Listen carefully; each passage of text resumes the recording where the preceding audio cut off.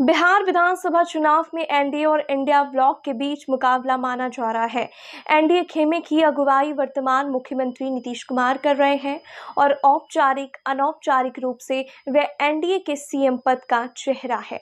NDA के अन्य घटक दल लोक जनशक्ति पार्टी, रामविलास प्रमुख और केंद्रीय मंत्री चिराग पासवान भी राज्य में सभी 293 सीटों पर चुनाव लड़ने की बात कह रहे हैं। साथ ही साथ एनडीए की जीत का भी दावा कर रहे हैं, लेकिन वे बिहार में क्राइम के बढ़ते दर पर चिंता जताने से नहीं चूक रहे हैं।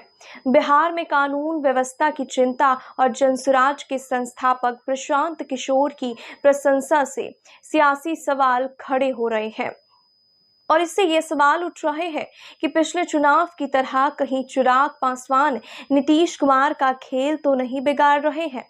बिहार में लगातार हत्या की घटनाओं को लेकर विपक्ष नीतीश सरकार पर लगातार हमला बोल रहा है। राष्ट्रीय जनता दल के नेता और नेता प्रतिपक्ष तेजस्वी यादव बिहार में हत्या की घटनाओं को लेकर सवाल उठा रहे हैं और तालिबान से इसकी तुलना भी कर रहे हैं, क्योंकि तेजस्वी यादव विपक्ष के नेता है, इसलिए उनका नीतीश कुमार के शासन और कानून व्यवस्था की स्थिति पर सवाल उठाना लाजमी है। लेकिन चिराग पासवान एडीए के घटक दल है और केंद्रीय बम्भी भी है, वो कानून व्यवस्था को लेकर सवाल उठा रहे हैं और बिहार को लहूलुहान बताने से नहीं चूक रहे। चिराग पासवान ने मुजफ्फरपुर बलात्कार हत्याकांड मामले पर मुख्यमंत्री नीतीश कुमार को पत्र लिखकर भी राज्य की कानून व्यवस्था और सार्वजनिक स्वास्थ्य ढांचे पर गंभीर सवाल उठाए हैं।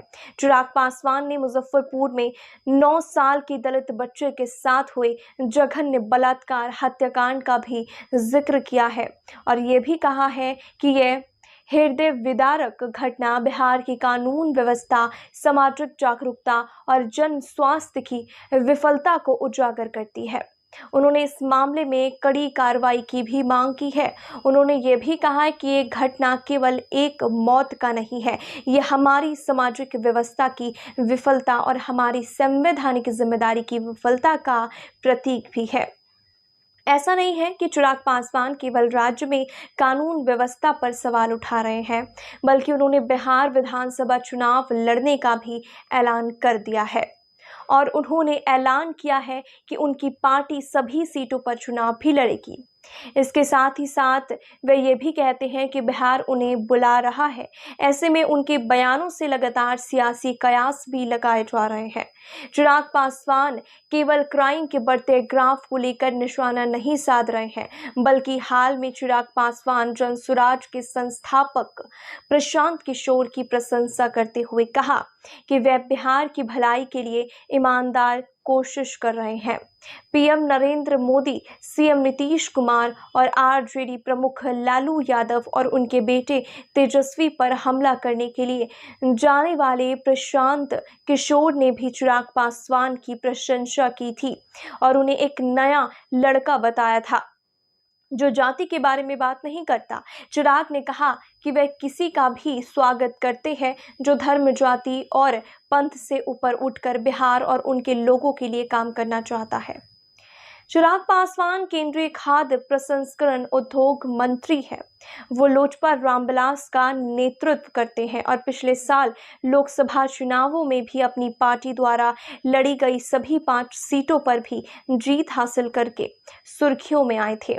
हाल ही में उन्होंने आगामी विधानसभा चुनाव लड़ने की घोषणा की थी, जिससे बिहार के राजनीतिक गलियारों में हलचल मच गई है। एनडीए की सहयोगी लोजपा रामविलास जो पिछले लोकसभा चुनाव में 100% जीत का दावा कर रही है, ऐसा लगता है कि उसने राज्य चुनावों के लिए सीटों के बंटवारे पर बातचीत के दौरान भाजपा पर दबाव बनाने के लिए एक सोची समझी चाल चली है। चिराग पासवान के ये बयान उनकी राजनीति का हिस्सा भी माना जा रहा है। पिछले विधानसभा चुनाव 2020 में चिराग ने ऐसे ही तेवर दिखाए थे और नीतीश कुमार की पार्टी को बड़ा झटका दिया था। चिराग पासवान इशारों में यह बात करते रहे हैं कि उन्होंने कमजोर करने के लिए उनकी पार्टी को विभाजन करवाया गया है। नीतीश कुमार की पार्टी जनता दल यूनाइटेड को जब पिछले विधानसभा चुनाव 2020 में केवल 43 सीटों से संतोष करना पड़ा था। आरोप यह लगा था कि चिराग पासवान की वजह से ही जदयू को 32 सीटों का नुकसान उठाना पड़ा था। उसके बाद ही चिराग पासवान की एनडीए से छुट्टी हुई थी। बाद में चिराग पासवान के चाचा पशुपति पारस ने बगावत की और पशुपति पारस की राष्ट्रीय लोक जनशक्ति पार्टी और चिराग की लोक जनशक्ति पार्टी रामविलास का उदय हुआ। क्योंकि पशुपति पारस के साथ 4 सांसद थे, उन्हें मोदी कैबिनेट में जगह मिल गई और एकमात्र सांसद चिराग पासवान का रामविलास पासवान के नाम आवंटित सरकारी बंगला भी छीना गया। कहा जाता है कि इसके पीछे भाजपा पर नीतीश कुमार का दबाव था, लेकिन इसका बदला चिराग ने 2020 के विधानसभा चुनाव में लिया। चिराग उस प्रसंग को नहीं भूल सके थे। चिराग पासवान 2019 को लोकसभा चुनाव एनडीए के साथ लड़ा था, लेकिन 2020 के विधानसभा चुनाव में मन मुताबिक सीटें नहीं मिलने पर उन्होंने अकेले लड़ने का फैसला किया। उन्होंने 134 सीटों पर उम्मीदवार उतारे और नीतीश पर जमकर निशाना, लेकिन खुद को पीएम नरेंद्र मोदी को हनुमान बताया। उन्होंने जदयू के उम्मीदवार के खिलाफ चुन चुन कर उम्मीदवार उतारे जिन्हें भाजपा ने टिकट नहीं दिया था। उन्हें अपना उम्मीदवार बनाया और इसका नीतीश को काफी नुकसान भी उठाना पड़ा था। ऐसा माना जा रहा है कि नीतीश ने 2022 में एनडीए का साथ छोड़ा था, तो इसके पीछे भी एक वजह चिराग पासवान भी थे। अब चिराग पासवान फिर से विधानसभा चुनाव 2025 से पहले 2020 विधानसभा चुनाव की रणनीति पर चलते दिख रहे हैं।